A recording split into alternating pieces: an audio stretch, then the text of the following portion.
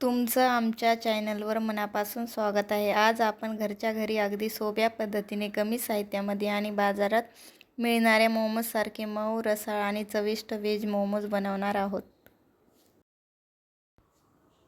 आता गॅसवर एक पॅन गरम करा आणि त्यामध्ये 2 चमचे तेल घाला। तेल गरम झाल्यावर त्यात कांदा, ढोबळी मिरची, गोबी आणि गाजर घाला। ह्या सर्व भाज्या मध्यम आचेवर 5 ते 6 मिनिटे परतून घ्या। भाज्या थोड्या मऊ झाल्यानंतर त्यामध्ये चवीनुसार मीठ, अर्धा चमचा हळद आणि 2 चमचे सोया सॉस घाला। सोया सॉसमुळे मोमोजला अप्रतिम चव आणि सुंदर रंग मिळतो। आता सर्व साहित्य व्यवस्थित एकजीव करून आणखी 2 मिनिटे परतू। त्यानंतर गॅस बंद करा। मिश्रण पूर्णपणे थंड होण्यासाठी बाजूला ठेवा। आता मोमोजचे पीठ तयार करूया। एका भांड्यात मैदा घेऊया, त्यामध्ये थोडे थोडे पाणी घालत मऊसर पीठ मळून घ्या।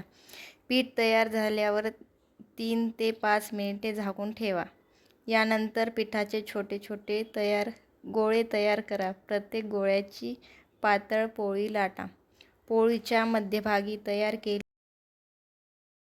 मिश्रण ठेवा। हलक्या हाताने मोमोजचा सुंदर आकार घ्या। आता एका कढईत पाणी गरम करा।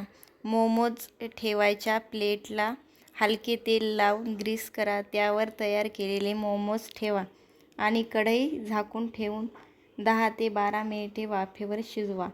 10 ते 12 मिनिटे झाल्यानंतर गरमागरम मऊ आणि स्वादिष्ट व्हेज मोमोज तयार आहेत। हे मोमोज लाल तिखट चटणी, शेजवान चटणी किंवा टोमॅटो सॉसबरोबर सर्व्ह करा। जर तुम्हाला ही रेसिपी आवडली असेल तर व्हिडिओला लाईक करा, कमेंट करून तुमचा अनुभव सांगा आणि अशा सोप्या चविष्ट रेसिपीसाठी आमच्या चॅनलला सबस्क्राईब करायला विसरू नका। पाहिल्याबद्दल मनापासून धन्यवाद। पुन्हा भेटूया एका नवीन आणि स्वादिष्ट रेसिपीसोबत। तोपर्यंत आनंदी राहा। नमस्कार।